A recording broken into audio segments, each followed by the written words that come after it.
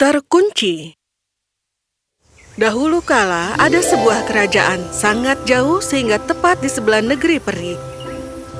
Hari ini raja dan ratu sangat bahagia karena mereka telah dikaruniai seorang putri kecil yang cantik.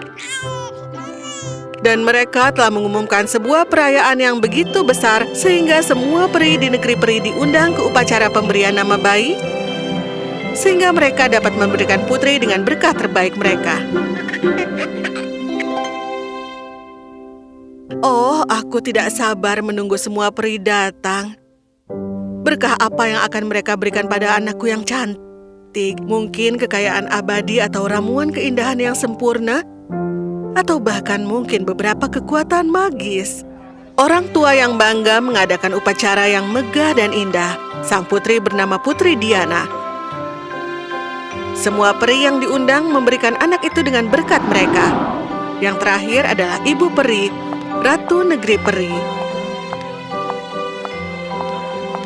Ibu peri datang ke depan dan mencium anak itu dan membisikkan berkat hati yang tidak takut di telinganya. Semua orang hanya melihat ciuman itu, sementara tidak ada yang mendengar berkatnya. Sang ratu berbisik kepada dayangnya, "Ingatlah, jangan terlalu lembut." "Oh, hanya ciuman? Aku tidak bisa melihat sesuatu yang berharga tentang itu. Tidak besar sebagai berkat, iya kan? Padahal itu dari Ibu Peri." Ibu Peri mendengar semuanya. Dia menanggung penghinaan ratu dengan sopan dan memutuskan bahwa sudah waktunya untuk memberi sedikit pelajaran kepada ratu yang lebih memikirkan berkat daripada menghormati tamu mereka.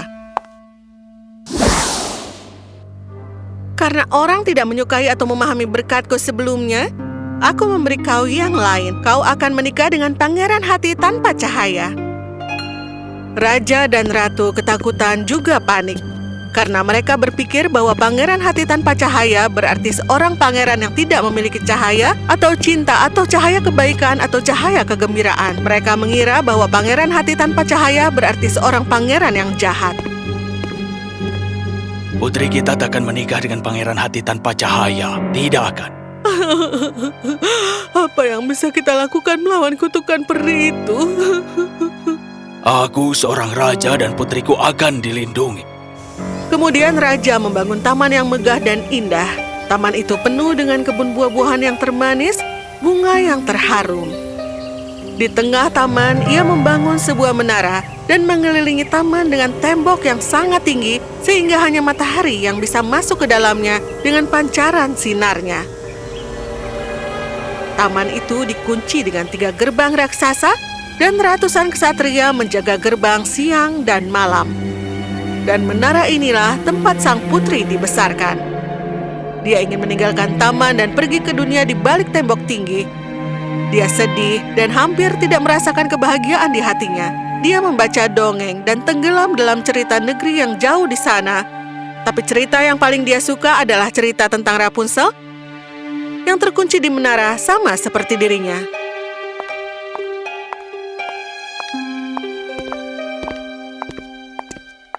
Berapa kali kami harus memberitahumu bahwa kau tidak bisa meninggalkan menara ini? Kau dikutuk. Dia anakku yang malang. Kau dikutuk. Ibu, bagaimana kita tahu bahwa itu adalah kutukan? Kau tahu bahwa peri sering berbicara dalam teka-teki? Oleh karena itu, tidak ada cara untuk memastikan bahwa pangeran hati tanpa cahaya adalah orang yang jahat.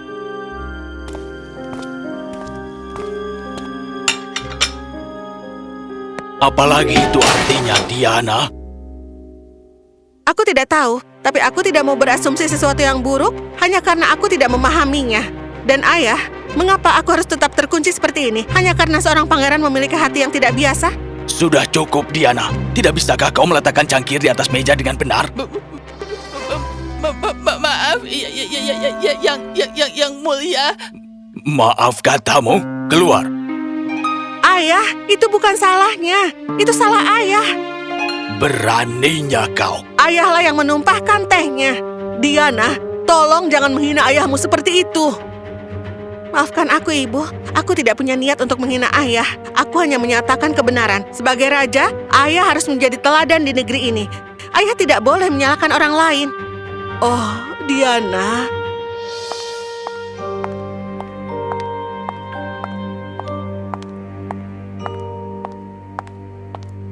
Aku minta maaf atas nama ayahku. Harap mengerti, dia sangat khawatir tentang keselamatanku. Tidak, Yang Mulia. Tolong jangan minta maaf padaku. Kau sangat baik. Terima kasih banyak. Tidak jauh dari kerajaan ini, ada seorang pangeran yang telah berangkat untuk melihat dunia. Suatu hari, ketika dia sedang melakukan perjalanan melalui hutan, dia melihat seorang lelaki tua di bawah pohon. Pria itu terlihat tidak sehat. Apa yang terjadi, Tuan? Bagaimana aku bisa mencapai rumahku di puncak gunung itu karena panasnya matahari telah menghilangkan semua kekuatanku untuk mendaki. Akan kubawa kau ke atas kudaku. Oh tidak, gunungnya terlalu curam. Kudamu tidak akan bisa memanjatnya. Maka aku akan menggendongmu di punggungku dan membawamu ke rumahmu. Dan itulah yang dilakukan sang pangeran. Oh, pangeran, kau memang pria yang sangat baik. Sebagai tanda terima kasihku, akan kuberitahu sebuah rahasia. Aku dapat melihat bahaya besar di hari-hari mendatangmu. Tapi di saat yang sama, sang putri dengan hati yang tak kenal takut akan menyelamatkanmu. Dia baik, dia berani, dan dia akan menjadi pendamping sejatimu. Orang tua itu memberitahu pangeran kemana dia harus pergi untuk menemukan sang putri. Dan dia juga mengatakan bahwa hati sang putri yang tak kenal takut akan memperkenalkannya padanya. Sang pangeran bepergian selama berhari-hari bersama. Kembali ke istana sang putri, suatu malam dia kedatangan tamu aneh. Halo putriku, kau adalah ibu periku. Oh, kau mengenaliku? Aku telah banyak mendengar tentangmu, telah mendengar tentangku, atau tentang apa yang disebut kutukan. Apa kau tidak marah padaku? Kenapa aku harus marah padamu? Aku percaya bahwa tidak ada yang dengan sendirinya merupakan kutukan atau berkah. Itu menjadi apa yang dibuat seseorang. Sudah waktunya bagimu untuk merangkul takdirmu. Untuk itu, kau harus meninggalkan istana. Ya, aku ingin. Aku adalah ibu perimu. Panggil aku ketika kau merasa kebingungan. Oke? Dan ambil ini, sedikit magis untuk malam ini. Kau perlu ini. Magis? Ingatlah, sihir hanya membantu mereka yang memiliki hati untuk menggunakannya dengan benar.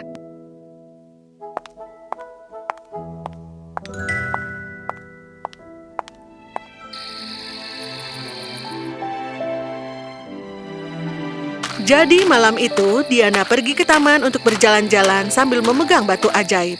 Tiba-tiba kabut aneh jatuh di atas istana. Apa sebenarnya yang sedang terjadi? Tiba-tiba, sebuah cahaya aneh muncul di hadapan Diana, memberi isyarat agar dia mengikutinya. Kemari, kemari, Diana. Ikuti cahaya, berjalanlah kepada takdirmu. Diana mengikuti cahaya itu. Ajaibnya, ketiga gerbang taman itu terbuka untuk Diana. Hah? Diana menyadari kalau dia tidak terlihat oleh semua prajurit yang sedang berjaga di gerbang. Peri benar-benar ingin aku keluar dari istana. Kulah takdirmu. Diana terus mengikuti cahaya, menembus kabut hingga keluar istana. Gerbang istana tertutup di belakangnya dan dia mengikuti cahaya tepat ke hutan di luar. Dan saat dia berdiri di hutan, cahaya itu menghilang ke bulan. Putri yang bingung keluar dari istana untuk pertama kalinya dalam hidupnya dan dia berdiri terpesona. Apakah seperti ini rasanya ada di dunia luar? Ini indah sekali. Diana berdiri lama dan senang di tengah hutan, mengagumi cahaya bulan, menyerap suara dan juga wewangian malam. Tiba-tiba dia mendengar suara aneh. Dengan cepat dia memanjat pohon. Dia melihat sekawanan orang mencoba menakut-nakuti harimau. Mereka memiliki panah dan busur yang siap untuk ditembakkan. Harimau itu mencoba melarikan diri. Dan tiba-tiba dia sampai di pinggir sungai. Pangeran yang sedang tidur juga mendengar raungan menyedihkan dari makhluk itu dan dia menuju ke suara itu. Berhenti, jangan tembak. Biarkan makhluk malang itu pergi.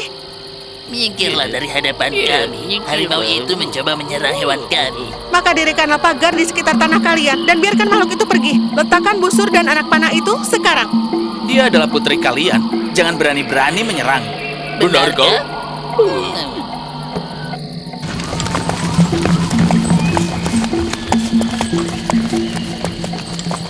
Bagaimana kau bisa tahu siapa aku? Aku diberitahu bahwa seorang putri dengan hati yang tak kenal takut tinggal di kerajaan ini. Dan kau siapa? Aku Edwin, pangeran dari Greenland. Sebuah kerajaan di balik pegunungan. Belum pernah aku melihat sikap tidak egois seperti ini. Dan juga keberanian seperti itu, Nona. Dan apa yang membawamu ke sini, Pangeran Edwin? Aku ingin berkeliling dunia selama setahun dan memberikan bantuan dimanapun dibutuhkan. Kau memang membantuku sekarang. Terima kasih. Maukah kau menemaniku untuk jalan-jalan? Dengan senang hati.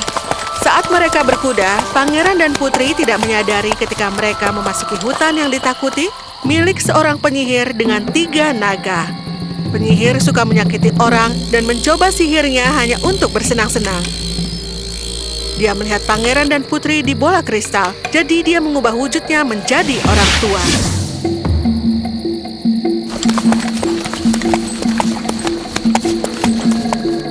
Jangan berkuda di hutan ini karena itu milik penyihir dengan 3 naga yang memiliki sihir hitam yang kuat. Mengapa kalian tidak bermalam di pondok kecilku di sana? Kalian bisa pergi pagi-pagi karena kuda kehilangan kekuatannya saat fajar menyingsing. Maka penyihir yang cemburu pada siapapun yang baik dan bahagia menipu sang putri dan pangeran dan membawa mereka ke rumahnya. Di sana, ketika mereka melihat artefak berbahaya dari rumahnya yang mengerikan, hati sang pangeran dipenuhi ketakutan untuk sesaat, dan itulah yang telah ditunggu oleh penyihir itu, karena dia butuh rasa takut untuk mantranya. Tempat ini begitu mengerikan, Diana. Tidak nyaman, iya. Tapi aku merasa itu tidak mengerikan. Penyihir itu sepertinya memiliki selera yang aneh. Penyihir itu merapalkan mantra pada mereka berdua. Tetapi ternyata, mantra itu hanya mengenai hati sang pangeran yang ketakutan. Karena Diana merasa tidak takut, mantra itu tidak bisa mengenainya. Karena mantra itu, sang pangeran berubah menjadi batu. Diana berdiri kaget.